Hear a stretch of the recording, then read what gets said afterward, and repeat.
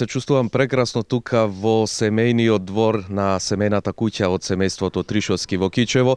Има преубав амбиент со македонски фолклорни елементи и навистина е преубаво чувството ова утро да се биде заедно со господинот Алексо Тришовски. Господине Тришовски, добро утро и еве за почеток може да проговориме нешто токму околу вашата хуманост и ваша и на вашето семејство.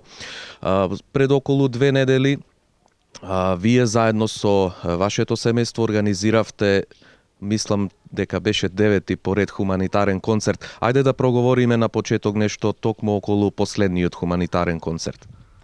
Јас на почетокот би започнал со еден голем поздрав до сите вас до студиото и до сите гледачи на вашава телевизија.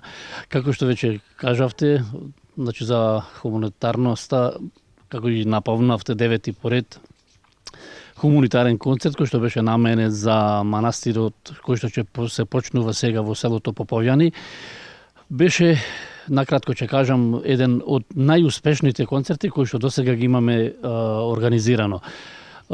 Значи, благодарност на сите тие кои што ни помогнаа, како што е најбитно Домот на културата Кочо Рацин и моите соработници кои што се секогаш уз мене, културните уметнички друштва и медиумите како што прилегува до сега.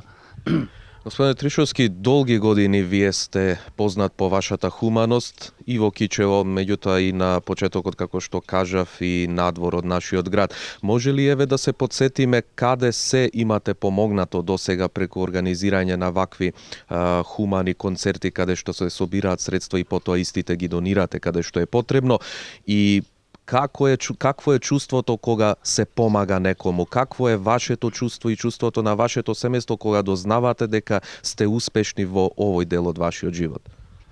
Па, можам да кажам дека овој 9-ти концерт, значи, како што реков, е успешен, а другите беа, како на секој почеток, така и јас беа доста успешни, али не како и овој. И, значи, имавме еден концерт за душевната болница во Демир Кисар, кој што се одржа исто во Домот на културата во Демир Кисар. Сите други беа кај нас во Кичево, како за селото Мидинци, кај што почнавме ново црквиче и е завршено, така и за селото Премка, а највише имаме, значи, за селото Букојчане, од кај што и потекнуваме ние, значи 3 или 4 беа за нашата црква и за нашиот црковен дом Водичарски, така да, значи, се моментално не може сите да ги набројам.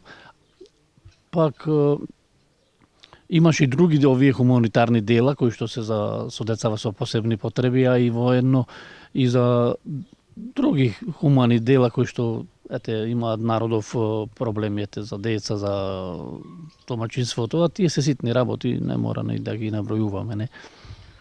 Што планирате во иднина? Дали можеби има некои најави каде што ќе се вклучите во некои хумани акции во иднина или очекувате можеби повик?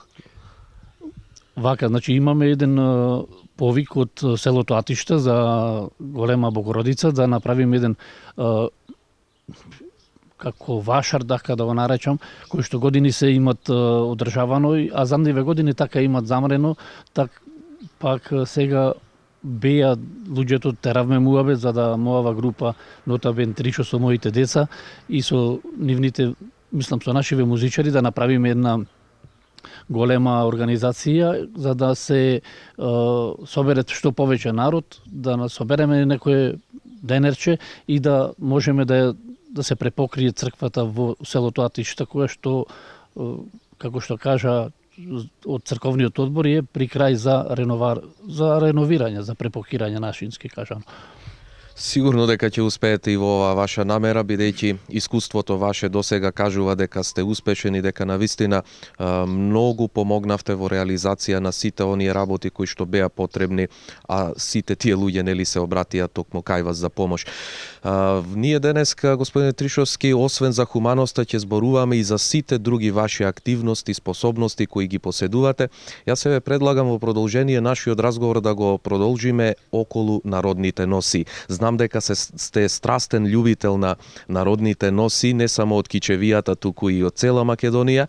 И да напоменеме дека во месец март оваа година во општината Кривогаштани ја освоивте првата награда во категорија на групна народна носија. Прво, честитки за наградата и евен да ни кажете нешто повеќе токму околу тие народни носи. Од кога почнавте да ги собирате како колекции, што тоа означува како носија, значи дали се определувате за одреден број на носи, одреден тип на носи, или можеби се уште истражувате и нешто повеќе околу самата награда во Кривогаштани. Прво благодарност за честитката. Значи за оваа година ни беше мислам во Кривогаштани, па не знам и јас која поред, пошто редовно ние учествуваме, а јас прв пат бев во 1986 година и прво место го освоив јас како член таму. А сега оваа година беа моите деца Александар и Александра Тришовски и Јована Божиновска, така да ипак искуството си го прави своето. Јас ги познавам тие правила како треба и што треба да се облекуваат, да се средуваат, да биде се како што треба и фала Богу што самата жири комисија тоа веќе го знае и го осеќава и го гледа убајната нежноста од народнава наша носија шопска и така да еве по не знам кој пат веќе добиваме убави награди. Така, освен шопската народна носија, дали поседувате и колекционерство и на друга народна носија?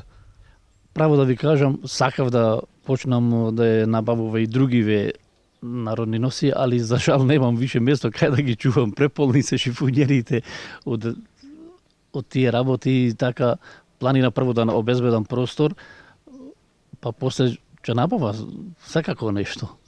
Така, сигурно убавината на македонскиот фолклор е секогаш убава за гледање, за прикажување пред останатиот аудиториум и навистина вреди да се зачува нели таа убава македонска традиција, а освен народната носија, нашите гледачи веќе можат да забележат дека имаме тука изложено и икони кои што се ваша изработка. Може ли еве нешто да проговориме токму околу оваа ваша активност, овој ваш талент? На кој начин ги изработувате иконите и како откривте дека поседувате и таков талент? Ова техника на изработка на икони се вика пирографија, која што одамнина постоела, али за мене беше ново во 1991 година, пошто ја не ме интересирало таква работа и одеднаш се роди желба за да ја изработувам. Сега тука, како што гледаме, оваа работа е претежно на дрво, а може и на некој шпер да се изработи, али претежно убавината е на дрво. Значи мора дрвото да биде добро изработено, избичено, мислам и шлифано, за да бидат самото цртање со апаративе да бидат понежно, да се осети дека нешто стварно е со квалитет. Така да претежно ги употребуваме белата бука која што после кога ќе изгориме со леткумите, да имате на нијанса убава и до сега, фала Богу, еве ги имам доста изработено и многу поклонето и подарено и продадено. Па фала Богу, планирам ако Господ ми даде здравје и понатака да се занимавам барем во слободното време на релаксација и голема успомена е, нели, дрво е дрво. Може ли да очекуваме евентуално и една изложба на ваши креации, на ваши изработки на икони, да има една така поголема изложба на сите ваши дела тука во Кичево или можеби во некој друг град? Па јас веќе планирав, а него дозавршив сега тоа со припремава за една голема изложба како за народна носија, така за антички предмети од нашиот дел, кој што народов еве ги работел со години, пак сега се веќе така подостајани, како подзаборавени, за да младава генерација види што сте имаме во државава и како треба да ги очуваме нашите предмети кои што сме ги наследиле или купиле од преднава генерација. Пак планираме, здравје Боже, во Домов на културата пак да ја направиме на голема изложба од сите мои работи кои што ги има направено, а и снабдено од X места. Пак се надеваме пак повторно ќе се видиме таму и ќе направиме пак нешто така да биде убава емисија. Се надевам. Сега, господине Тришовски, нашите гледачи тука пред нас можат да забележат и одредени музички инструменти. Јас, бидејќи долго време ве познавам, можам слободно да кажам дека можеби најголемата ваша љубов, најголемата ваша пасија, најголемото ваше задоволство е музиката. Долги години сте со музиката, исполнител на македонски народни песни, композитор, автор на текстови, аранжер или се воедно кажано. Кажете ми, што за вас значи музиката? Вие, освен негувањето на македонскиот фолклор со овие елементи за кои што досега зборувавме, ја негувате и македонската традиционална песна. Може ли нешто повеќе околу тоа? Што значи музиката? Лично за мене музиката е како и воздухов. Значи без него не можам. Уште како дете, значи се занимавав со свирење, после веќе почнавме со поголеми работи да се занимаваме, па композиции, па текстови, чуда, значи се од музикава. Така да музиката е лек на душата. Што да кажувам, ако почнам се со ред да кажувам, ќе ни треба најмалце уште едно месец дена да се зборуваме во врска со музикава. Накратко, тоа е. Може ли само информација на колку инструменти свирите, освен што сте пејачи и пеете, значи на колку инструменти знаете да свирите? Вака, значи да немаме забуна. Знам на доста инструменти, али професионално ми е со пењево. Значи на хармоника знам, на кавал, овие гајда, на зурла и така, тарабука, тапан тие веќе се стандард. Сега веќе возбудет малце не ми текнуваат сите работи. А ако имаме некогаш и време и ќе засвириме и ќе запееме директно во живо како ќе бидат потребите.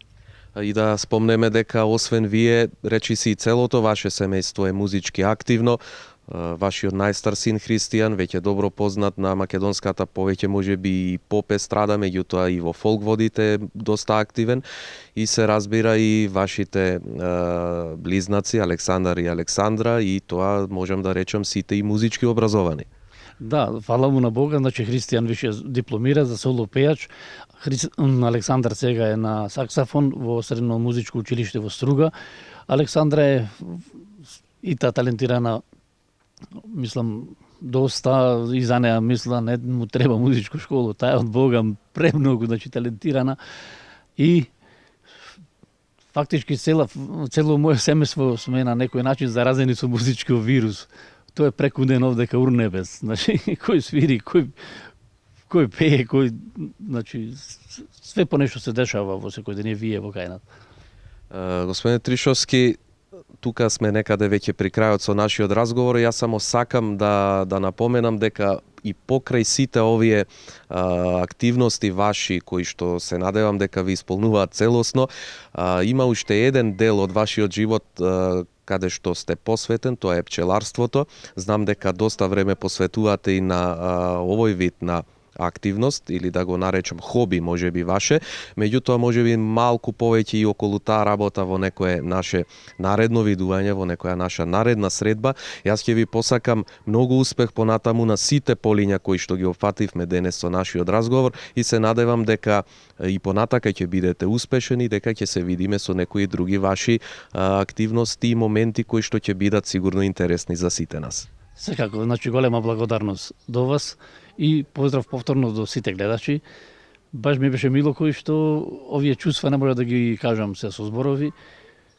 Ипак е душава моја, значи престречена што еве дојде време вака да си бидеме заедно и заедно со цела наша држава и надвор од диаспора.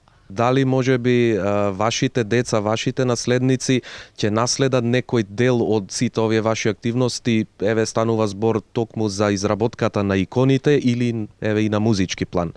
Па и едното и другото веќе децата се научени за професионално да ги работат. Како и уметноста, така музиката, така еве и наследството за хуманитарниве работи, за концертиве. Целата више работа ја познаваат и кајде е од наредната година до 10 хуманитарен концерт јас ќе го организирам, а после оставам на децава нека ја продолжат таа работа која што навистина вреди.